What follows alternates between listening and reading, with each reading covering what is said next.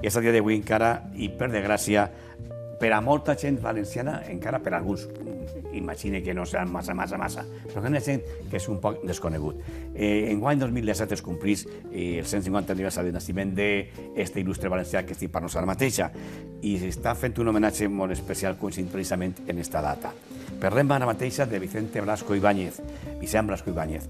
Hem visitat el carrer de comprovar què sap la gent de l'il·lustre Vicent Blasco Ibáñez.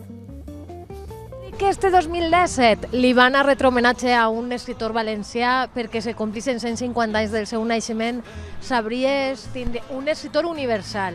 Imagina que estarem parlant de Vicent Blasco Ibáñez. Don Vicente Blasco Ibáñez. Que va ser també polític, antimonàrquic, republicà. Lluís Vives. El seu nom és Vicent.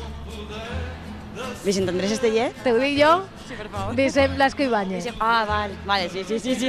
Què me sabria dir vostè de Vicent Blasco Ibáñez? Dicem, ai, que era un bon escritor. I sabries dir-me algun de títols d'aixòs que tenim tots en la memòria? Els més representatius són La Barraca, Arroz de Tartana, Cañas y Barro, Els quatre jinetes de l'Apocalipsis. Alguna de les seues obres te venen al cap, a la memòria, el títol més popular, més conegut d'ell? Me has pillado. La Barraca, la Cañas y Barro... Han passat uns quants anys, però sí, la Barraca la vaig llegir fa 2 o 3 anys, més o menys. I què més vas estudiar d'ell? Què recordes? Què podries dir-me? Que tenia un gran amor per la seva esposa, per exemple, que li va dedicar un munt de poemes i que li tenia molt amor. A banda d'escriure, feia més coses, no? Se dedicava també a la política. Ah, pues això ja no ho sé jo. Sí, me veig que sí ho has sentit dir. Políticament són un gran... Això, inclús tinc una bona discussió en el Congrés que se tinga que batir a pistola. No sé si vostè sabrà alguna d'això. Sabries dir-me on està soterrat? Ni idea. Està així a València, en el cementeri civil. ¿Sí? Ah, mira, no sabía. Que es el primero que llevó sus argumentos, sus novelas en argumentos de cine y que hizo famoso a todo el mundo, a Valencia. Si hagueres de quedar-te en un títol d'ell, qui te quedaries? Dona, no ho sé. He llegit prou. Pot ser La Barraca, millor, per dir-te una.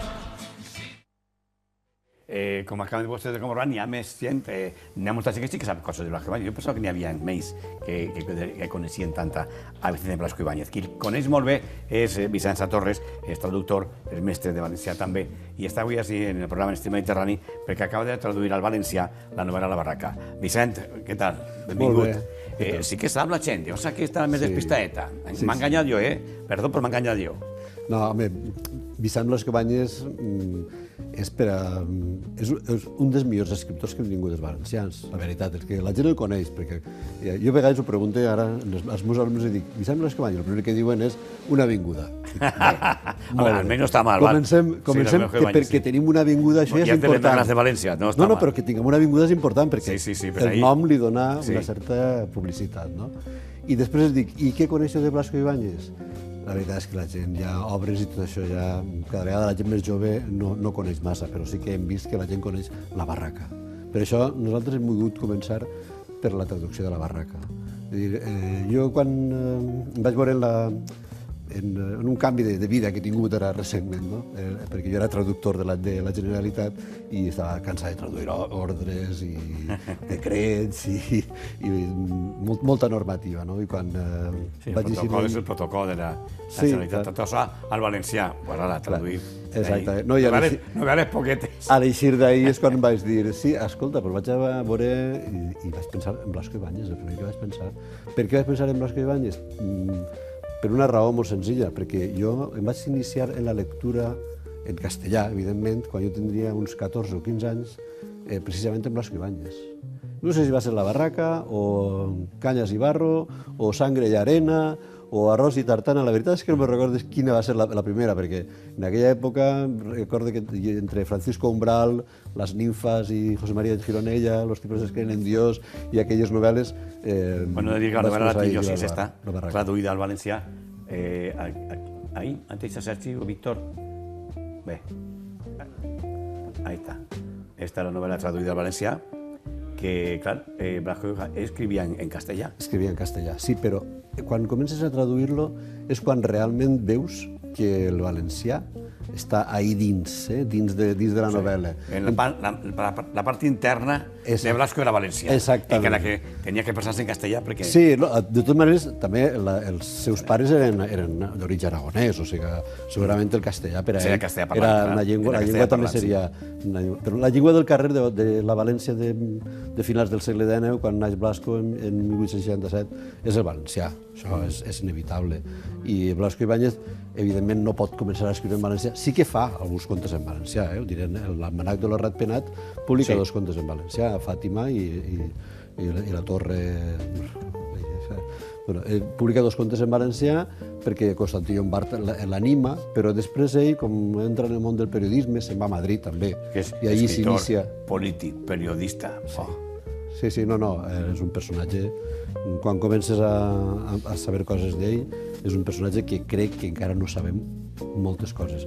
Estem ara esperant la biografia que recentment... Redescobrint-lo ara, no? Sí. D'alguna manera. Sí. Ell té una autobiografia en la que ja conta moltes coses perquè va ser un personatge molt controvertit. Va estar, ell ho diu, 30 voltes tancada en la presó. Sí. Era un bastant assidu. Era un personatge de l'època en què portava molts problemes, no? Ja va tenir molts problemes socials, no? Va se'n va anar moltes voltes de València. Se'n va anar a París, primer va estar en Madrid, després va estar en París, després va estar en Itàlia. Quan està així amagat, perquè van buscant-lo, és quan ell diu que escriu el conte de Venganza Moruna, que se'l deixa amagat on havia estat, en la taverna, se'l deixa amagat allí, i després torna a buscar-lo, i quan torna a buscar-lo, ell diu que a partir d'ahí comença a escriure La Barraca. I La Barraca, jo crec que tots els valencians l'haurien de conèixer. Tots els valencians de València ciutat i tots els valencians de la comunitat, perquè és una manera de conèixer la ciutat de finals del segle XIX, una ciutat rodejada d'horta, una ciutat on els valencians entraven a la ciutat. Això estava al Tribunal de les Aigües, que allí ve el personatge de La Barraca. Estava el mercat, el mercat encara no estava, però la gent venia al mercat també a vendre els seus productes, com veurem després en altres novel·les d'ell, Flor de Mayo, per exemple, els pescadors que venen de la platja a vendre, les pescadores, les pescaderes, venen a vendre els productes així a la ciutat. Així també venen a les fàbriques de seda, a treballar a les fàbriques de seda. Una cosa, has traduït La Barraca, però penses, després de La Barraca, traduir al valencià, en continuar traduint, si no tot, part d'esta obra de Blasco? La idea és un poc ixa. La idea és... Hem començat en La Barraca, però crec que totes les novel·les que Josep Pla va dir que Blasco Ibáñez havia escrit en samarreta, que són les que... Perquè Blasco Ibáñez és un enamorat de la seva terra, se'n va haver d'anar moltes voltes, se'n va anar a Argentina també, se'n va anar a Amèrica del Nord, que va estar constantment viatjant per ahí, i no va morir així, va morir a França. O sigui, que la idea és seguir fent traduccions de Blasco, si pot ser. Vicenç Torres, gràcies, Vicenç Torres, per vindre, i enhorabona per la iniciativa. Moltes gràcies. Així coneixerem encara un poc més a Vicent Blasco Ibáñez. I a vostès també gràcies per l'atenció que ens ha parat, com sempre, com tots els dies. Tornem demà així, a Estil Mediterrani. Que ho passen bé.